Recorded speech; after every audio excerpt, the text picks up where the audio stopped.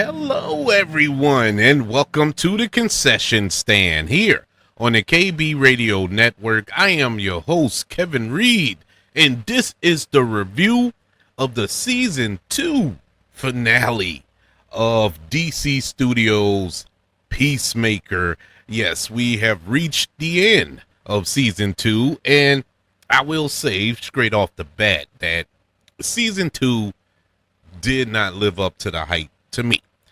There were moments throughout the season that I thoroughly enjoyed. I really did like it. Overall, I did like it, but I wanted to love it. And it didn't quite deliver. And this season finale really put the button on it for me. It just didn't connect with me, unfortunately. It's one of those things where I watched the episode and I'm sitting there like, well, it isn't bad, but it isn't a season finale. You know what I'm saying? It didn't have that massive cliffhanger or big reveal that you would expect from a show like this that's set in this universe where we're setting up things to come. We're setting up the future of the DC universe, and it really didn't get there with me. Now, with all that being said, there were things that were set up. That's why I'm like, well, it isn't bad, because there were some interesting tidbits to take away from this episode in the season as a whole, to be honest with you, that does set up what's to come, whether it's Supergirl or Man of Tomorrow or other films that are planned or TV shows that are planned throughout the DC universe. But I just wanted a little bit more. And this season finale, it just left a wet fart for me. It was just, when it was over, I was like, it was nothing exciting, nothing to write home and tell mom about. But this season did have its highs. It did have a lot of highs. It did have a few lows, but nothing that was, to the point where I'm like, oh man, this was a waste of time. I don't feel like I wasted my time watching season 2. As I've watched other TV shows, not in the DCU, of course, but just take Marvel for instance. And I hate comparing Marvel to DC like a lot of people do. Two completely different things. Two completely different things. Yes, they're based off of comic books, but different. They're different. But you look at the MCU and you look at all the Disney Plus shows. They did nothing. They did nothing to further along the MCU. Yeah, we got introduced to some characters that they were pretty cool, but the stories that went along with them in those Disney shows didn't work. And a lot of people didn't respond to them. That's why a lot of the films that came out in this past phase and the phase before this, mainly after Endgame, let's put it plainly, they didn't connect with audiences. And with all that being said, not every piece of content that comes out of these studios have to connect. Everything doesn't have to be interconnected. You can make a what if show, that doesn't connect to anything in the main canon of the MCU, and it still be exciting. And that's fine. Same thing here when we're going back to Peacemaker.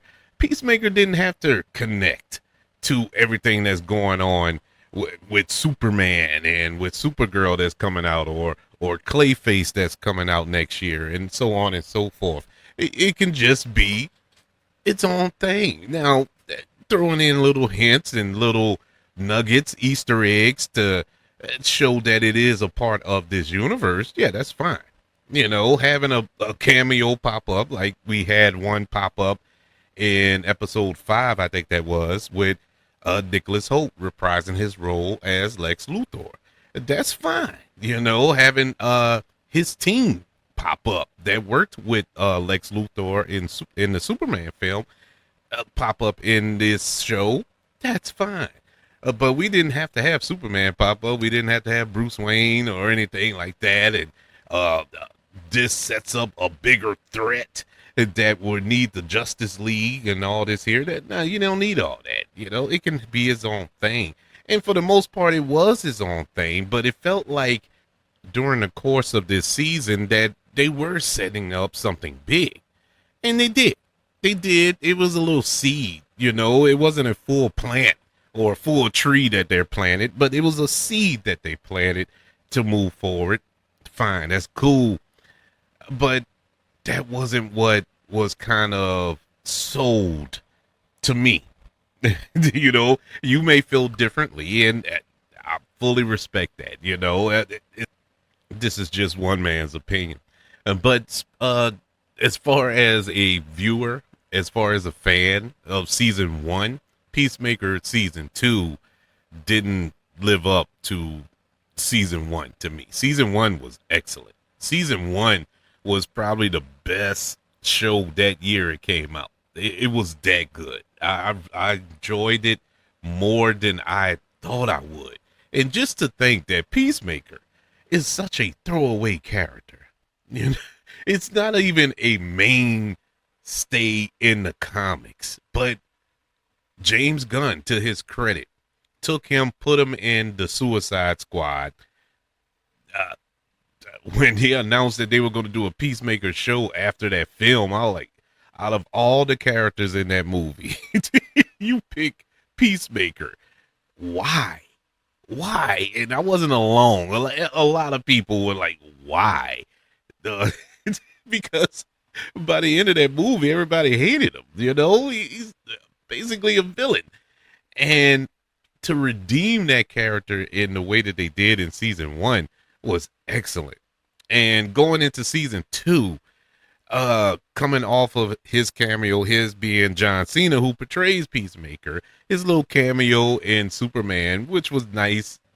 So I guess Peacemaker is bigger than what what we thought he was. But we get to season two, and it's like, it's, we're still struggling here with this character, and all that's good. I will say this. Here's my takeaways, and we're gonna go over this episode, but here's my takeaways of the season so far. The good ones. John Cena proved that he is an actor. He isn't just a movie star or somebody who appears in film and television shows and whatnot. He added so much more. We saw a different side of John Cena that he brought to this character, adding on to what he did in season one. And I loved his progression. I loved his journey throughout this season. Really good. Jennifer Holland as Harcourt, excellent in this role, excellent in this season. So many layers, you know, so many layers to her.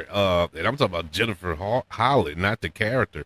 The fact that she basically played three different characters in this not episode, but in this season, where we get the Harcourt that we know.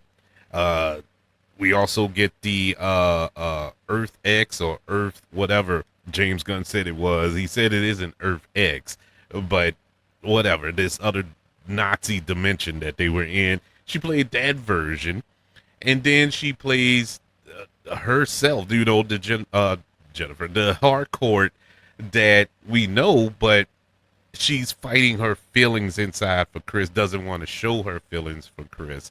And we get that emotional side to her underneath that hardened, tough bully of a character that she is. And man, I bought in every version that she played in this show.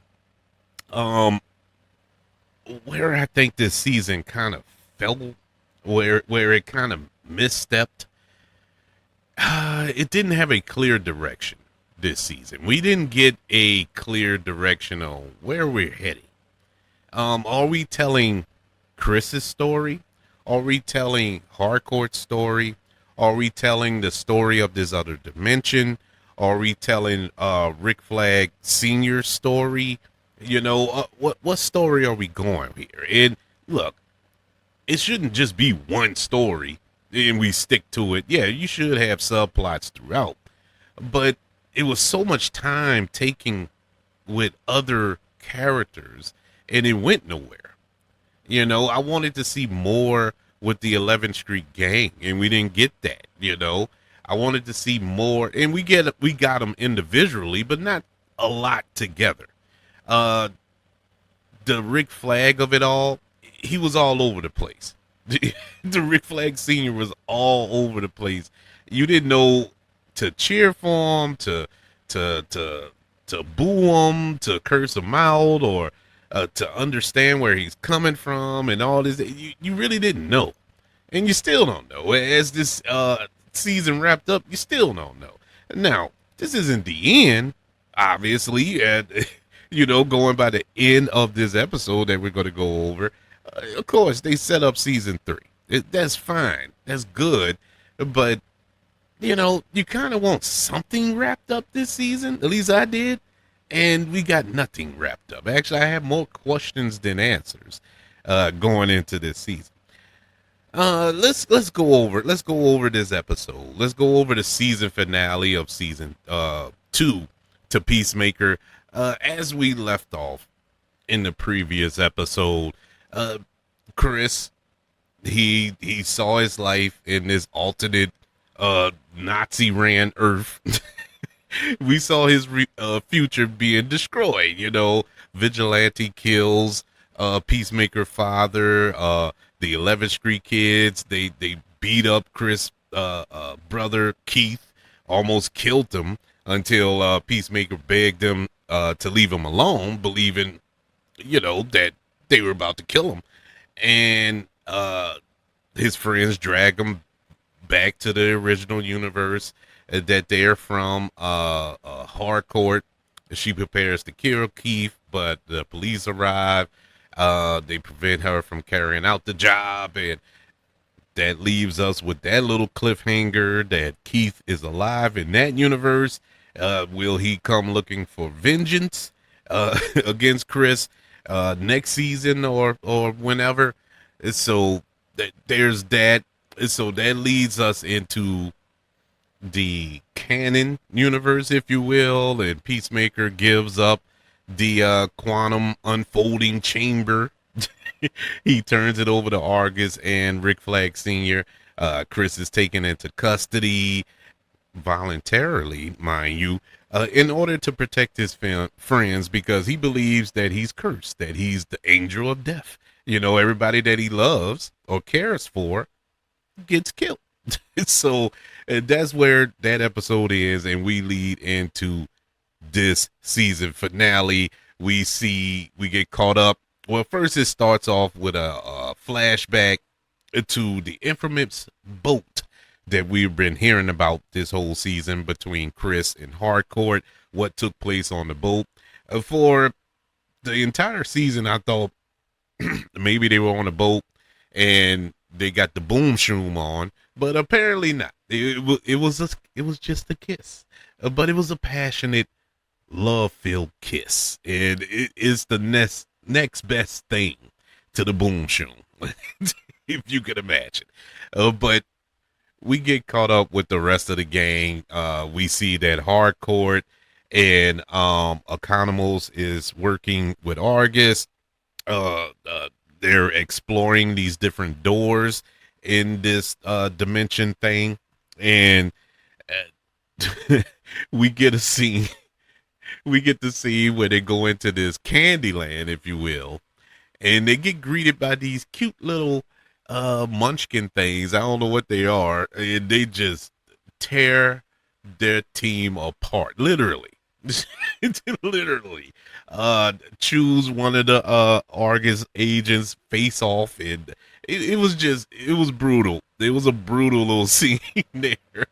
But this is all because Rick Flag has sent them in exploring all these, I think they said it's 98 doors or 99 doors, to explore these different dimensions for resources. At least that's what the cover story is from from Rick Flag. So they're exploring these different dimensions and different worlds, and come to find out that Rick Flag is really his real goal is he's trying to find a metahuman prison to whereas he can send all of the metahuman prisoners to this dimension and get them off of Earth and keep Earth safe from these metahumans. And he calls the place Salvation. And I thought that was a deep, sexy cut. It's not really deep if you follow the comics, but they had a comic run, no pun intended, with a Salvation run where all these criminals were on this planet. You know, they sent all of these metahumans there, and they had to fight to get off. I think Lex Luthor was there, Captain Cold, and all of these Man Bat. It was all type of villain. I remember it. I remember reading that run. But anyways, I initially thought he was looking for Phantom Zone. Well, not really looking for it, but I thought they were going to stumble upon the Phantom Zone. But that didn't happen. But we got something else, completely entirely different that really makes sense if you know James Gunn's sensibilities. He wants to do things completely different, something that we've never seen before, and something that is deep in comics for those comic lovers who follow all of these obscure characters, these obscure storylines in comics. And that's one of the main things that I love about James Gunn, what he attempts to do. And so we get a scene where the 11th Street gang, they go confront Chris. They finally get Chris out of prison after after Alibayu convinces Vigilante to let get some of that blood money so they can bail Chris out of jail. And so he gets out of jail and he disappears. And he's about to leave town. He's just trying to stay away from everybody, reevaluating his life and whatnot. And so they tracked him down, and we had a powerful scene here, man. This was the best scene in the show, or at least this episode, I should say, where Danielle Brooks, man, she really brought it in this scene, along with John Cena. They brought it in this scene. I was getting emotional hearing them kind of lay it all out there, if you will. Really good scene. Chris agrees to help him out and try to stop Flag from getting this prison approved, to send all these metahumans because, yeah, some deserve to be there, but not all, but they're going to be there forever. And that's the whole problem with Rick Flag Sr.'s plan. Initially, it's the same plan Lex Luthor had. It's the exact same plan, just without the planet involved. Lex Luthor was imprisoning just people that he don't like in little pocket universes and whatnot. But it's the same exact plan. And that's where it kind of left me in the show. I was like, this is the same. We're recycling the same motivations as the villain in Superman. Come on, man, give me something, give me something else here. But that's what we got. And so we fast forward. Chris gets detained by Argus. They take him to where they have the dimensional door open and bring him to Salvation and leaves him there. And he's like, he exits Flag, like, what's going on? He's like, well, you're going to be the first prisoner here. You're going to test the environment to see what the effects are to the human body and whatnot. And he was like, man, you can't do this and blah, blah, blah. Come to find out, Chris had unknowingly signed off to agree to this experiment, but I think it was forged or whatever the case may be. But it's legit on his end, and it was all because he wanted vengeance. He finally gets his little payback for Chris killing his son. And so for that, I get it. The motivations is sound there. It all makes sense. And so the door closes. As the door closes, you hear animals, giant animals, probably kaijus, I don't know, but it sounds very big, screaming in the distance. And that is the end of season 2. So that's how we are left off. And look, I'm all for a cliffhanger. Who doesn't love a good cliffhanger? I, I'm yeah, I guess I'm excited. I'm excited to see where this leads. It's just the fact that I was hoping for more. I just wanted more out of this season, and not so much like, oh man, I want to see Superman pop up. I want to see more of the Justice Gang. I want to see. It wasn't that. It was. I wanted to see more of Peacemaker, and we really didn't get a lot of Peacemaker. We got a lot of Chris, but we didn't get a lot of Peacemaker, if that makes any sense. And I think the show the season kind of suffered in my eyes for that. Now, like I said, they had some marvelous moments to happen throughout this season. I'm not going to take that away. I think this is a good season. I was just hoping for a great one. Peacemaker season 2, currently on HBO Max, gets a letter grade of a C plus. Yeah, it was decent. It was decent, but not the greatest thing on earth. But hey, maybe I'll do a rewatch now that all episodes are available and you can binge it. I'll probably binge it one of these weekends in the near future and just sit down and watch them all back to back, all 8 episodes. Maybe I'll get a greater appreciation of it. But it just right now, I gotta wash some of the taste of it out my mouth. I'm a little disappointed, just a tad, not a lot. I'm not angry. It's just I just wanted more. That's all I can say. But that's once again just one man's opinion. I would like to know yours.